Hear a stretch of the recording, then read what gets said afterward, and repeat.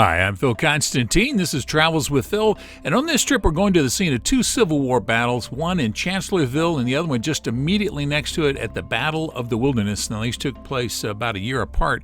Now, there's lots of different ways you could cover this, chronologically, by units, all kinds of ways you can do this. People have done entire doctoral dissertations on one movement in one of these fights. So I'm just going to show you the locations and give you some general ideas of the kinds of things that happened out here. And to start it off, let's take a look at an animated map here, what happened at just the Chancellorsville, which is the first battle.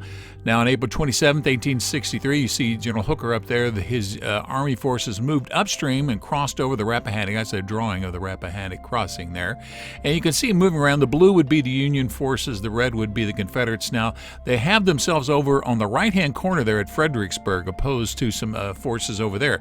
Well, Lee decides to split his troops up, and he decides to march over to go up against Hooker in Chancellorsville. Now, some people, he had about half as many troops. They say that was a really a daring thing, perhaps even potentially dangerous thing to do, to split your troops up like this, especially since you're outnumbered. But he decided to do it anyway, moved them over to the Chancellorsville area here. And here he said Stonewall Jackson, that's in the picture, and 30,000 men to march across to try to outflank Hooker so he couldn't move off in one direction or the other. Now, movement of troops out here is going to be very, very important. That evening, Jackson's men struck, collapsing the Union flank. Jackson fell. He was wounded by his own men. That's the marker on the left-hand corner where it was set up where he was wounded. He eventually died from those wounds. He was mortally wounded. That's what that means. And then on May the 3rd, Lee launches massive attacks against Hooker's lines. Now, the Wilderness Battle also took place in the same area. Now, you can see the damage done to just one of the farm structures out there. A lot of fighting going on here. A lot of damage to the town, to the surrounding area, to the fields, lots and lots of people killed. There were thousands and thousands of people killed on both sides. Now, the Union forces then eventually moved in and tried to move over toward Chancellorsville to help relieve the forces there. And then Lee went ahead and rearranged his troops again and reinforced the original scene over toward Fredericksburg, and moved his people into the line over there, and that seemed to stave it off. And finally, Hooker decided he should leave on May the 6th, came back across the Rappahannock. Now, the Union lost, Confederate won, but they lost. The Confederate won at a tremendous cost. Lots and lots of people killed out there. So let's look at both of these battlegrounds again. A year apart, the one on the left and the one on the right covered a lot of the same territory. This is an actual picture from that era of Chancellorsville. Some of the major participants there, and Stonewall Jackson was wounded. And that's one of the major events that happened out here at Chancellorsville. Lee lost his most important general. Let's go to the video I shot. Travels with Phil continues at Chancellorsville. This is where Thomas Stonewall Jackson decides to go out and reconnoiter the area between his main body and the skirmishers he has out in front of his line. He goes forward a distance, starts hearing some noises of Union soldiers, so he decides to return. He's got 8 men with him. He spins back around, heads back toward the lines, and as they come in, a bunch of soldiers from North Carolina, not realizing somebody was out there, open fire.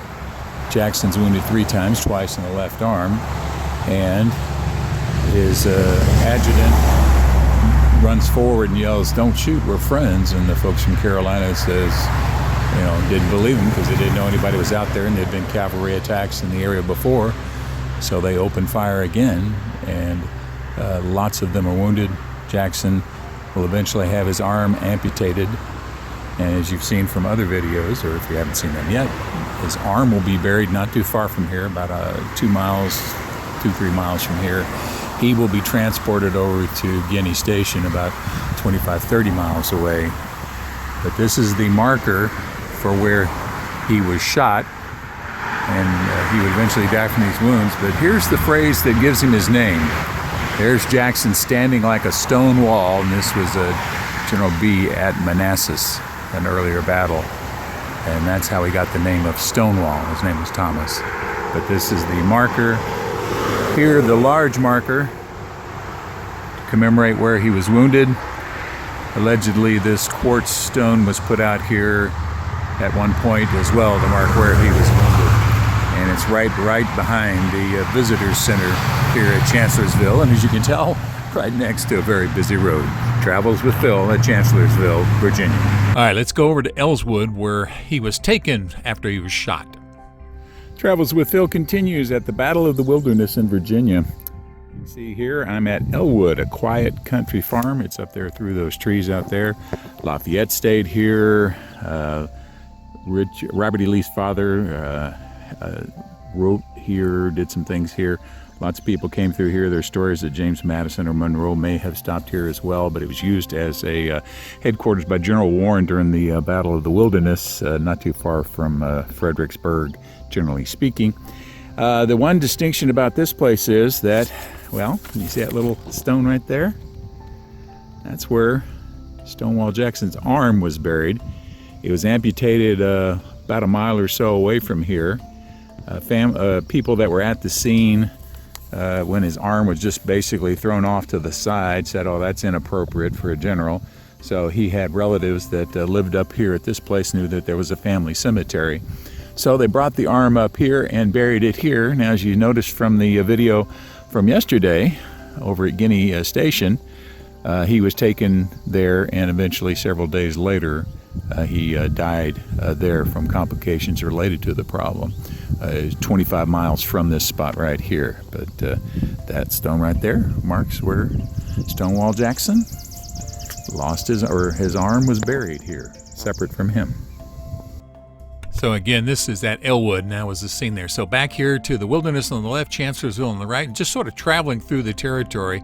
These are lots and lots and lots of markers. This is part of the Battle of the Wilderness, Saunders Field. As you come out here, you can see lots and lots of markers. They have plenty of signs, markers, posts, brochures that are available to you. So it's not like you're just wandering around aimless out here, just looking at signs and not knowing what it's about. They offer all kinds of explanations for what's going on. As an example, here's one of the markers. All right, that's Lee and Ewell on the left, Meade and Warren on the right. Tapp's Field was named after a woman who owned the property out there. They called her the Widow Tapp, and this is where one of the major battles took place out here. But again, as you noticed in the animation earlier, lots of movement going on, people trying to flank each other, go around each other, avoid each other, and so there were lots of places where they actually did fighting. So the maps out there at the scene, the signs out there at the scene are very, very good on explaining what's going on. Longstreet was another one of the major generals for Lee in the Confederacy. He was wounded out here, so they had some major problems, even though this was a victory for the Confederacy. Again, their losses were something significant. Lots and lots of skeletons were found at the scenes because this was considered a wilderness at the time. So they came out later and found all the bones. The plank road was considered particularly vicious fighting that was going on tree to tree.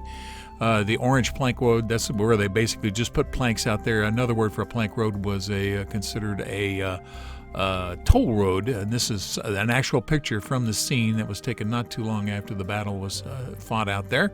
So every time you come around a corner, you'll see more signs. These are some of the places out here where Lee and Jackson got together. Again, other signs of the bones.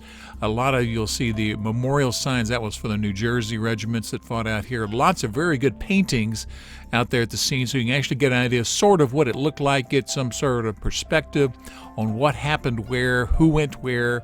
As an example, here's the Chancellorsville Intersection. That was a major scene of a battle as well.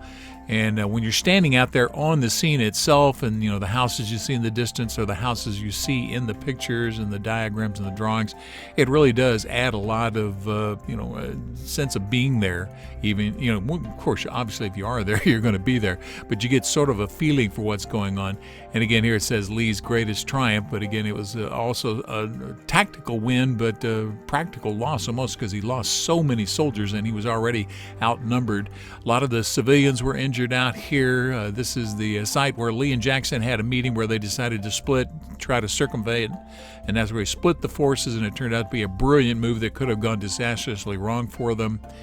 And so it continues on and on. They met for a while here to discover their plans. And when he lost Stonewall Jackson, he lost a major part of his support, and he lost some confidence. Lee did. Hazel Grove, another one of the scenes out there. Again, as you're driving along, there's brochures. I'll show you a few of them at the end. But they will tell you which way to turn, what's the next one. You know, sign number 9 means this. This is where this happened. This is where what unit fought what unit. So, again, as I try to explain, there's so many people involved in here, so many units, so many people moving from here to there, back and forth, that it's really hard to keep up with it unless you're really, really an expert in this field, and I am not.